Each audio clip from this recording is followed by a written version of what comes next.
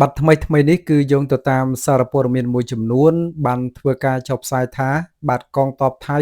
នឹងធ្វើបាតសម្ពយុទ្ធយោធាបាញ់គ្រាប់ពិតនៅគៀកនឹងព្រំដែននៃខេត្តបន្ទាយមានជ័យបាទគឺអាចនឹងចាប់ផ្ដើម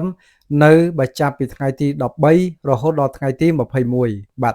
អញ្ចឹងប្រសិនបើព័ត៌មានមួយនេះបាទជាការពិតបាទយ៉ាងណាយ៉ាងណីគឺថាបងប្អូនប្រជាពលរដ្ឋដែលនៅបាទតាមបន្ទាត់ព្រំដែននៃខេត្តបន្ទាយមានជ័យ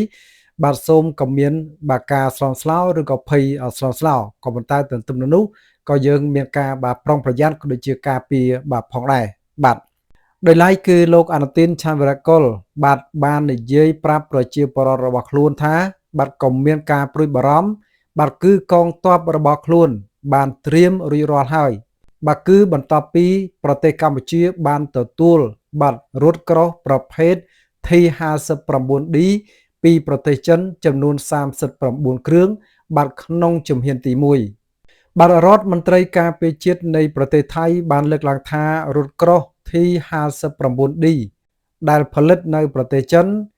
ហើយកម្ពុជាបានទទួលនោះគឺមិនតាន់ត្រូវបានផ្លាស់ទៅកាន់ព្រំដែននៅឡើយទេបាទលោកបន្ថែមថាភាគីចិនបានប្រាប់ឲ្យដឹងថាការដឹកជញ្ជូនរថក្រោះគឺមានទំនាក់ទំនងជាមួយនឹងសម្ពយុទ្ធរួមគ្នាយូរអង្វែងជាមួយនឹងកម្ពុជាហើយបញ្ហានេះគឺប៉ះពាល់ដល់ព្រំដែនប្រទេសថៃឬក៏អត់គឺអាស្រ័យលើកន្លែងដែលកម្ពុជាបានដាក់ពង្រាយរថក្រោះតែប៉ុណ្ណោះលោកបានអះអាងផងដែរថាចារកម្មបច្ចុប្បន្នបានបង្ហាញថារថក្រោះទាំងនោះបានមកដល់កំពង់ផែកម្ពុជាហើយក៏ប៉ុន្តែ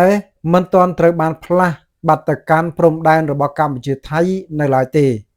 លេខាធិការក្រមប្រឹក្សាសន្តិសុខជាតិរបស់ថៃបាននិយាយថាស្ថានភាពព្រំដែននៅអាចគ្រប់គ្រងបាននៅឡើយលោកបានបន្ថែមថាបើទោះបីជាយ៉ាងណាក៏ដោយស្ថានភាពនៅក្នុងតំបន់នេះនៅតែមានភាពបាត់ផុយស្រួយក៏ប៉ុន្តែប្រទេសថៃនៅតែបន្តគោរពតាមកិច្ចព្រមព្រៀងបទឈប់បាញ់ដែលមានស្រាប់ហើយចំពោះបញ្ហាព្រំដែនសមុទ្រលោកបញ្ជាក់ថាឥឡូវនេះកំពុងត្រូវបានដោះស្រាយដោយក្រសួងការបរទេសដើម្បីទប់ទល់នឹងយន្តការផ្សះផ្សាដោយបង្ខំដែលបានរៀបចំឡើងដោយថ្នាក់ដឹកនាំរបស់ប្រទេសកម្ពុជាលោកអនុទានឆាន់វរកុលក៏បានថ្លែងទៅប្រាប់បាទមន្ត្រីក៏ដូចជាប្រជាពលរដ្ឋរបស់ខ្លួនថាពុំចាំបាច់មានការព្រួយបារម្ភទេកងទ័ពថៃបានត្រៀមខ្លួនរួចរាល់ហើយវាមិនមែនជាបញ្ហារបស់ប្រទេសថៃដែលត្រូវព្រួយបារម្ភនោះទេ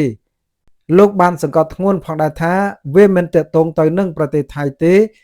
ហើយអ្វីដែលសំខាន់កងទ័ពថៃបានត្រៀមខ្លួនរួចរាល់ផងដែរប្រសិនបើកម្ពុជាចង់ប្រើកម្លាំងតបតជាមួយនឹងប្រទេសថៃបាត់នេះជាព័ត៌មានដែលទាក់ទងទៅនឹងបាត់ថ្នាក់ដឹកនាំនៃប្រទេសថៃគឺលោកអនុទានឆាន់វរកុលបានបញ្ជាក់ឲ្យថាប្រសិនបើបាត់ក្នុងករណីដែលកម្ពុជាកំពុងតែទទួលបានរថក្រោះបាទរថក្រោះទំនើបពីប្រទេសចិនចំនួន39គ្រឿងក្តីក៏ភាគីរបស់ថៃ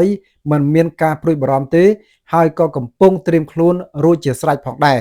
បាទសូមបញ្ជាក់ផងដែរថារថក្រោះដែលកម្ពុជាបានទទួលពីប្រទេសចិនចំនួន39គ្រឿង